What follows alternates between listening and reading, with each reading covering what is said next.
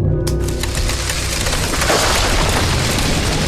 my name is Scott. I'm from the Economics Tutoring Center, and today I'm going to be talking about the slope of lines. So please make sure to check my language and notation use with your professor because it may vary.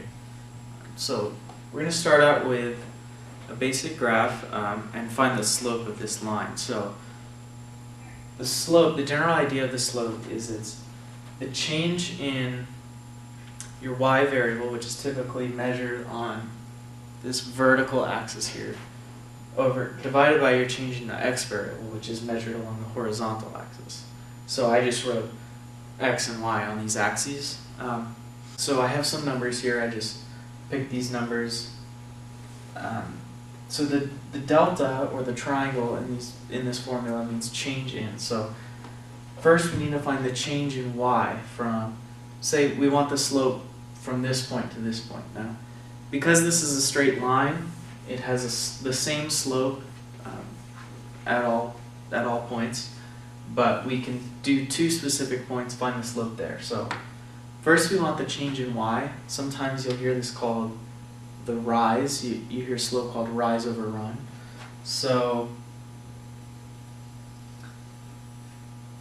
on this, between these 2 points, our change in y is from here to here. And that change is 3, right? Because we go from 5 to 8. 8 minus 5 is 3. And then our run, or change in x, is from here to here. And that number, we go from 3 to 5. So we do 5 minus 3, that tells us our change in x was 2. So the slope of this line is 3 over 2. Change in y over change in x. And in economics, you may see a graph that looks kind of like this. If you have quantity on the x-axis, price on the y-axis, this could be your typical supply curve in economics. So that's where you might see this come up. So now we'll do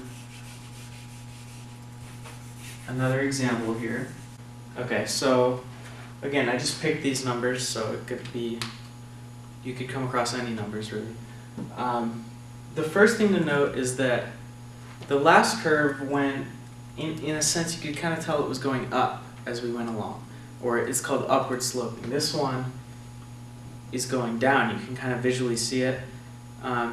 And when that's the case, you know that this line is going to have a negative slope, and we'll see why that is when we check the math in a second. So first of all, we have change in y again, so that's our rise, as we call it. And we're going to check, again, it's going to have the same slope at all points, but we're going to check between these 2 points specifically. So if we start here, our change in y is down to here, right? Because this is where the second point's y coordinate is. We take the second point's y coordinate and subtract the first point's y coordinate, and that gives us -3. So our y coordinate went down by 3. And now you can kind of see where the negative slope will come from. Because if we do the x, our change in x is from 6 to 7, so if we do 7 minus 6, it gives us 1 for our change in x. And now our slope is, change in y is -3 divided by change in x, which is 1. So it just simplifies to -3. And this curve comes up a lot in economics too, or something like it.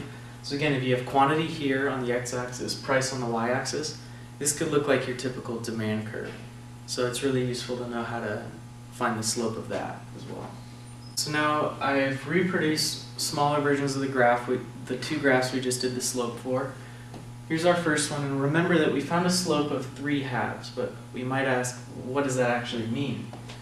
It tells you that for every 1 unit that your x value changes, your y value increases by 3/2 units, or 1.5 units. We know it increases because the slope is a positive number. So you can kind of see as x goes up, y also goes up. And the magnitude of the number, the 3/2, tells us by how much y increases. So then if you look at this one, it's similar. So for every 1 unit that x increases, y decreases by 3 units. So we know it decreases because the slope is negative, and we know the decreases by 3 units because of the magnitude or the absolute value of this number. So that's what the slope of a line tells you in general. Then we can do a third example of slope that's a little more complicated. So remember these two graphs, because they were straight lines, they had the same slope at all points. So we talked about that. The slope doesn't change. But in this one,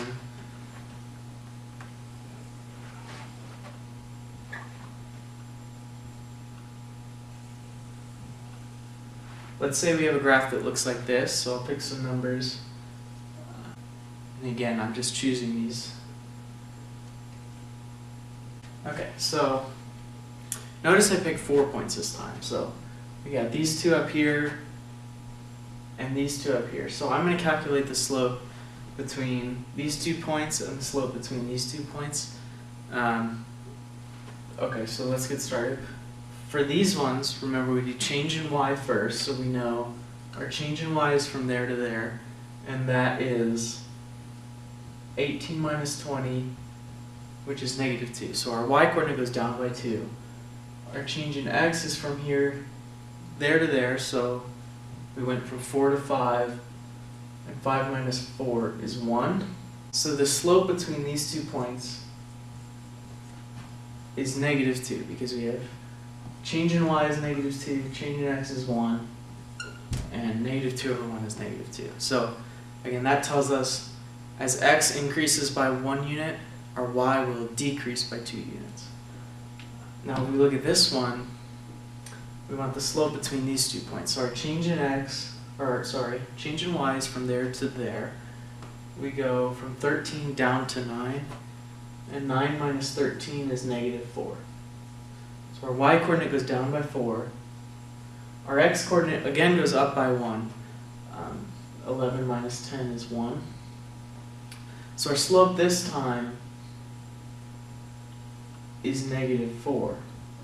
Because negative 4 over 1 gives us a slope of negative 4. So now, as our x-coordinate goes up by 1 unit, our y falls by 4.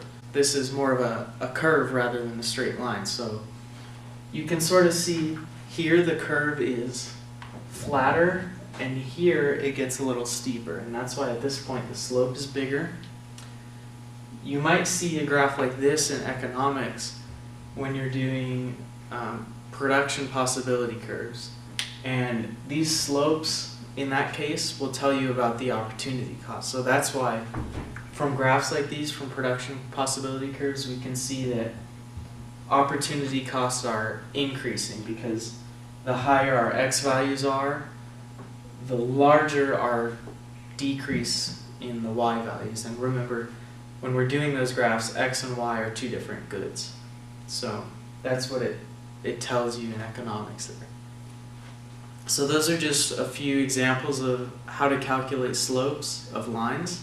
I hope it helped, and if you have any further questions, please feel free to come into the tutoring center or ask your professor.